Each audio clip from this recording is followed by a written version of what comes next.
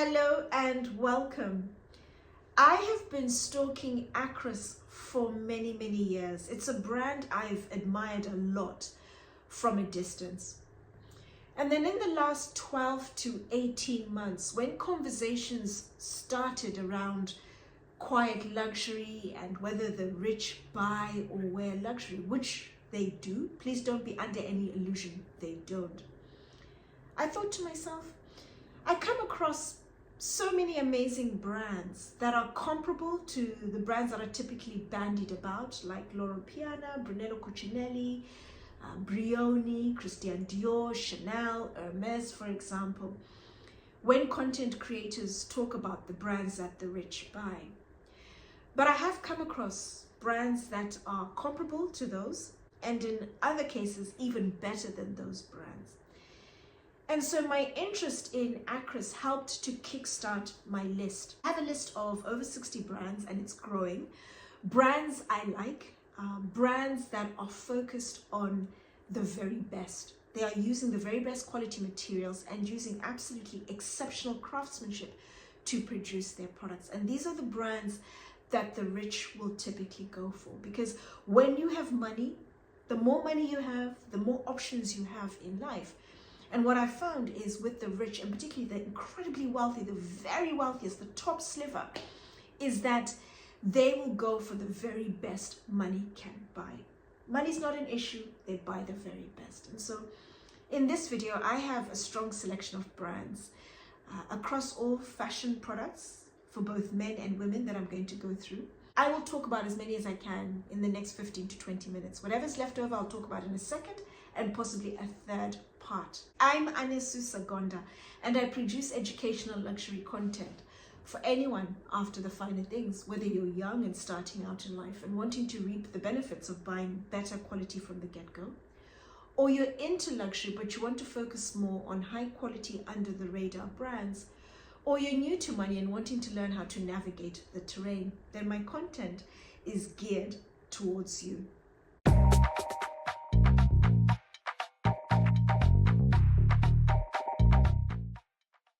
The first group of brands I'm going to talk about are women's wear brands. And the first two are Egg Trading and Universal Utility. A couple of months ago, I spoke about a British brand called Casey. I'm going to attach the video above. And Casey, Universal Utility and Egg Trading are very similar in terms of their style. They're all focused on the oversized look. How Egg Trading and Universal Utility differ is where and how their clothes are produced. Egg Trading have a boutique that's tucked away on a residential muse in Knightsbridge called Kennerton. And they have their studio as well as a production facility where they create some of their pieces on site. They do work with other creatives, other brands who create pieces for Egg Trading, and they're sold within the showroom. Universal Utility is based in London, just at the bottom of Tottenham Court Road, very close to Warren Street Tube Station. And their focus is largely on making their pieces in-house. I think the majority, if not all of their pieces, are made in London. And I've been asked on numerous occasions to talk about Egg Trading. I will talk about Egg Trading, Universal Utility during the course of the year, together with a number of other brands that fit very comfortably within this space, oversized, and their focus is on the top end. And they would also be the brands that the wealthy would focus on, where they would get really high quality products. But these two brands, they stand out. Egg Trading is a brand I see every so often and I like. And as you know, I like oversized pieces, but they just don't work with my physique. And a number of you have told me this publicly and privately. But Universal Utility is a brand I feel at the moment, from what I know, defines and owns the slow fashion space. Everything that they produce, like the brands I will talk about during the course of the year, they are focused on using the highest quality materials, natural materials. Think of cotton, linen, for example, materials that will wear well with time if you look after the items, and they'll just get better and better with wear. But what I found really interesting about Universal Utility is the production process. Every process that goes into the production of their pieces is done properly. Therefore, it takes time, it's slow, it's considered.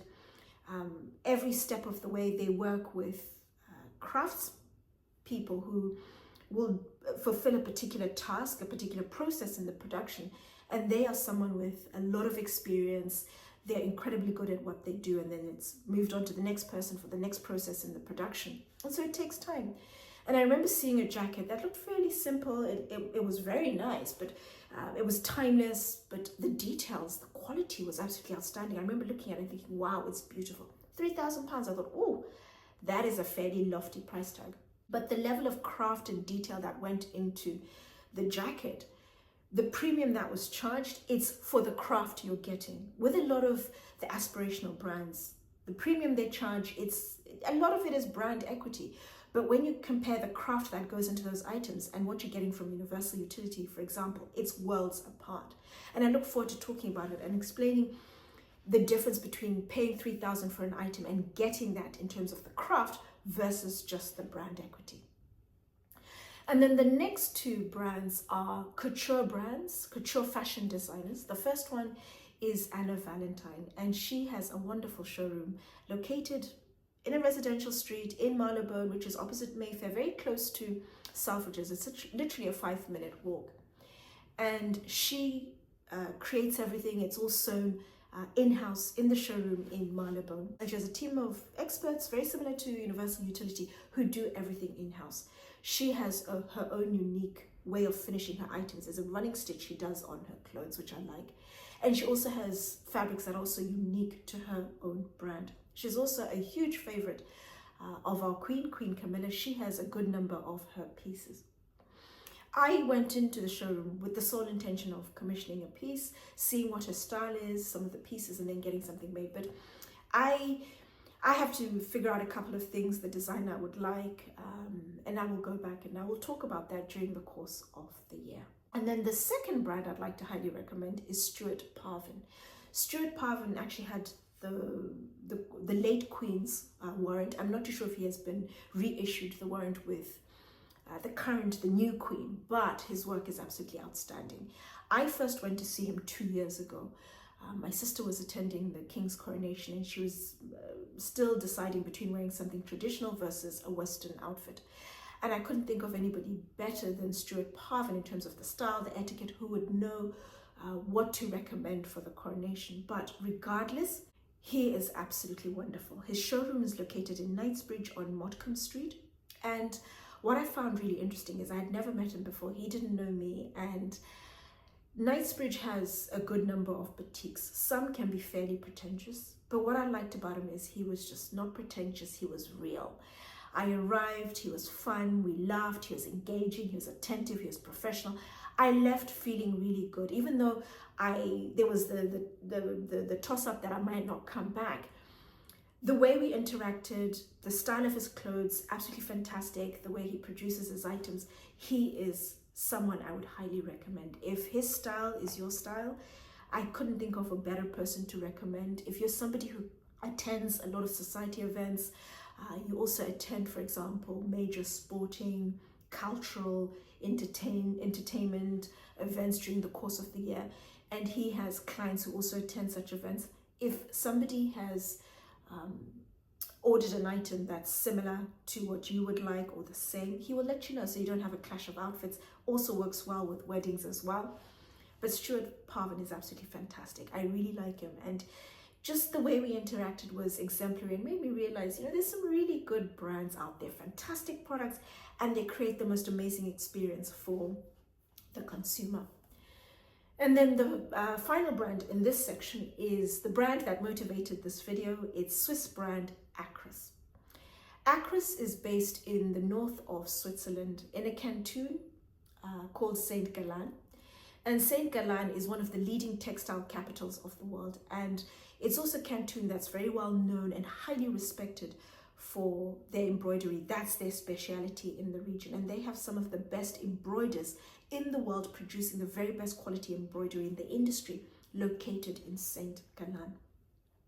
Akris was started in 1922 by Alice Crimler-Schock, And she started the brand creating aprons largely from locally sourced embroidery. And recently her grandson, Albert Kreimler, took over the brand. He's the creative director and he is also the driving force behind the brand.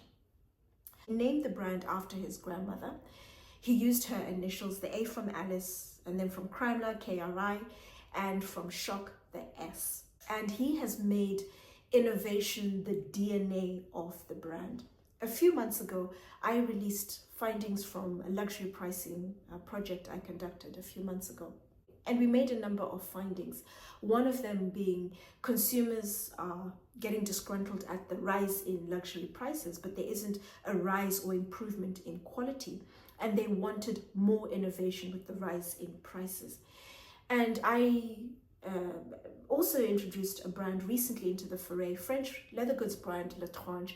Létrange, Akris are two brands that have made innovation the core of the brand, the DNA of the brand. And in modern luxury, innovation is one of the core expectations of the modern luxury consumer.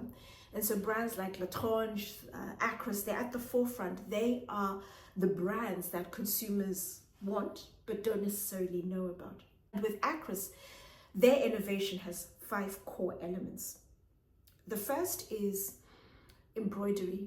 Saint Gallen, where the brand is located, is the embroidery capital of the world. The very best embroidery is created there. They are amidst the good and the great. And Albert will incorporate embroidery in each and every single collection, every season. The second element is double face, which is the hallmark of the brand. With double face, it's the weaving of a thin layer of fabric. It can be wool, cotton, silk, cashmere, for example. And it's a thin layer. And what you'll find with the fabric is that it's the two sides are identical. It has 2 right sides. So the top and the bottom are exactly the same. So what it means in practical terms is you have a lightweight fabric, it's thin, it's lightweight, and then they create pieces where they join the ends and join them using an invisible seam. So you ultimately end up with a fabric that's light, it's flexible, and it doesn't need lining. And so it hangs naturally, it hangs beautifully on your body. And that is something that is incredibly unique. It's game-changing to Akris. And then the third element is the horse hair. They use horsehair in their women's jackets to give the jacket structure and also shape. And I think they're actually the only brand in the world using horsehair in women's jackets. It's typically used in men's tailoring, bespoke tailoring. That's where you typically find horsehair. And they also use horsehair cloth, create some of the styles of their bags. That is how I actually discovered Akris. I stumbled upon the Ai tote. It's a tote that can be carried 3 different ways. It's eye-catching, and I saw specifically the tote that was made from the horsehair. The horsehair is made using special looms, and they're able to weave horsehair cloth, very small quantities a day, about 2.5 meters. So it's incredibly rare and therefore expensive. I only know of one other brand in the world that uses horsehair in their bags, and that's Asprey, and I've spoken about Asprey before. I'm going to attach the video above. And Akris use the horsehair because it's natural. It's a natural material. It's refined. It's beautiful. It's lightweight, but most of all, it's incredibly robust. It's robust like leather, and the color is going to develop a richness with time, very similar to leather. It essentially patinas. And the Ai tote is absolutely beautiful. It's eye-catching. I just feel bad I haven't incorporated the tote in previous content, but I definitely will talk about it going forward. And then the next element of their innovation is the prints. They have a new digital printing technique where they print pictures, paintings, architectural pieces onto fabric. And they create pieces that are unique. They stand out, and they, over time, literally become collector's items. And then the final element, the 5th element of their innovation is the colors. They are focused on creating hues of colors that are unique to Akris, that nobody else in the industry is creating. They're standalone, they stand out for all the right reasons. I really like Akris. It's a mighty brand. The more I've gotten to know the brand, the more I've liked it. And I just think, oh my goodness, consumers are really sleeping on this brand. The aesthetic is fairly simple, but there's a lot of quality, a lot of detail, a high quality of finish to their products that I think consumers really need to be aware of. And hence, the rich really go for this brand because very few people are aware of it, buy the brand. Their pieces really stand out. My final group of brands are within menswear and specifically tailoring. I have tried to create a selection of brands that are incredibly diverse because I'm mindful of the fact that tailoring differs from country to country. I have tailors from 3 of the 4 fashion capitals, London, Paris, and from Italy, not only Milano, Rome, and also Napoli. I have been incredibly mindful of the fact that the styles are different. So the structure, the fit, the details. The British are known for incredibly highly structured, defined shoulders, heavy fabrics. They tend to go for fit that's classic, maybe slightly boxy. And it's very much about the minimalist details, traditional lapels. Whereas the Italians are softer structure, less defined shoulders, lighter fabrics, very much about contemporary silhouettes. And then the fit, it's a closer fit, you have tapered waists. And then the details, they're all about flamboyance, the wide lapels. You're going to get more of the standout, the details from the Italians. Whereas the French are in between the British and the Italians. When it comes to the structure, they err more towards the softer structure of Italians, but they do incorporate elements of the structure from the British to give a more refined look to their suits. They really focus on the details. They're all about refined stitching, using high quality materials, and finishing their suits to an incredibly high standard. It's all about the details with the French. So I was mindful of all of that, and I tried to choose a fairly diverse selection of tailors. In Paris, 2 tailors consistently featured, Cifonneli and also Camps de Lucca. I have never come across any other tailors in Paris that are held in the same high regard as those 2 tailors. In London, Savile Row, there is Stephen Hitchcock, Edward Sexton, Chittleborough and Morgan, Huntsman, Henry Poole, and then literally round the corner from Savile Row, Anderson and Shepherd. And then a couple of minutes away from Anderson and Shepherd towards Berkeley Square, Michael Brown. And if I was a man, Michael Brown would be my style. He's focused on the more closer fit. But what I really like about Michael is he's incredibly highly respected amongst British tailors. He's really into the details, executing to a very high standard. But I like the little details he incorporates in his brand. So for example, the rose lapels. I remember seeing trousers and knitwear on his website. The pieces look expensive, they are expensive, they're incredibly well made. And I like pieces where you look at something and you just think, oh my gosh, this is beautiful, before you even take a closer look and actually feel and dissect the craftsmanship that's gone into his pieces. And then moving over to Italy, there is a tailor who's often referred to as the godfather of Italian tailoring and actually one of the best tailors in the world. It's Gaetano Aloisio. My initiation into Italian tailoring was through Rubinacci, and they have a showroom on Mount Street in London. And I go in a couple of times a year just to see some of the ateliers that work under the umbrella, the work they have, the colors, the pieces, the details. It's just such an inspiration going in there and just having a look and seeing what's going on in the industry. Also, amongst the Italian tailors, I'd like to throw into the hat Antonio Panico, Antonio Liverano, F. Saraceni, and Sartoria Chiadi.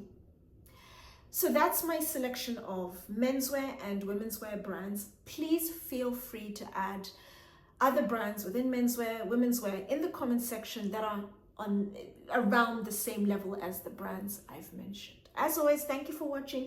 Don't forget to subscribe if you don't want to miss out on the other brands on my list.